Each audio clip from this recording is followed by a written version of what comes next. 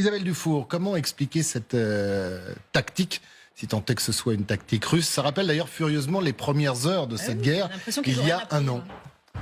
Alors oui, ils reproduisent les mêmes schémas et conduisant à peu près au même résultat. C'est relativement surprenant, mais finalement pas tant que ça. Il faut vraiment bien comprendre que pour mener une attaque, en fait, vous devez combiner plusieurs armes entre elles.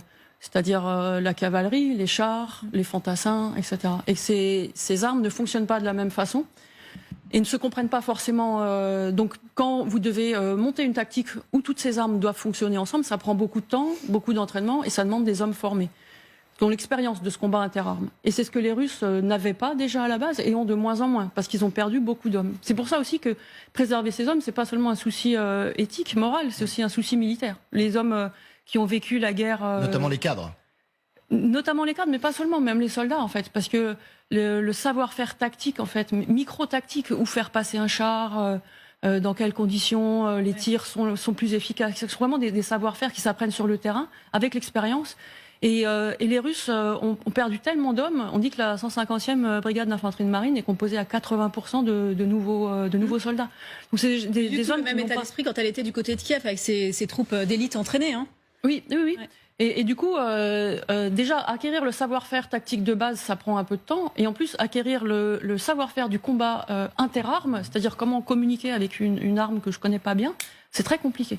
Donc changer une tactique, en fait, ça demande quand même une armée qui a beaucoup de savoir-faire. Et l'adaptation est la clé, en fait, de l'efficacité militaire. Ouais. Ce qui est assez incroyable, c'est qu'on a l'impression, on remonte sur un an de guerre, bien évidemment, mais Thierry Volton, on pourrait remonter même il y a 80 ans. C'est-à-dire qu'on a le sentiment que les Russes ont des techniques, elles ont fonctionné, parfois, et ils continuent. C'est sûr.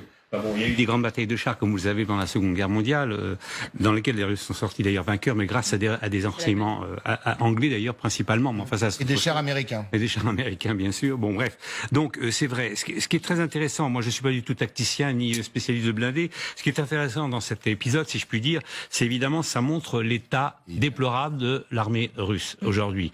Et qui a des vrais problèmes d'hommes, hein, soyons clairs. J'en prends deux exemples. Moi, j'avais pensé, je vous le cache pas, et j'étais pas le seul sur ce plateau à le dire, que je pensais que l'anniversaire qui a eu lieu le 24 février, ce serait un feu d'artifice, etc. Une offensive. Visiblement, il n'a pas eu les moyens, le camarade Poutine. C'est ce que disent tous les experts. Il s'est contenté de faire des déclarations, des meetings, etc. Point final. Bon.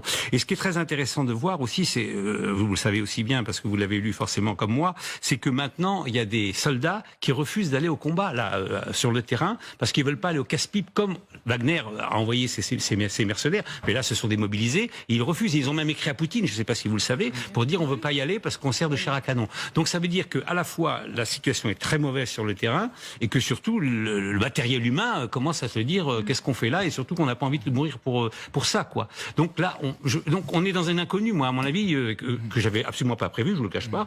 Je pensais que l'armée russe, je me suis fait l'illusion sur la qualité de l'armée russe, mais je pensais qu'au moins elle survivrait peut-être à cette épreuve. Et là, j'ai l'impression que ça branle beaucoup dans le manche et je sais pas où on va du côté. Je serais inquiet si j'étais Monsieur Poutine.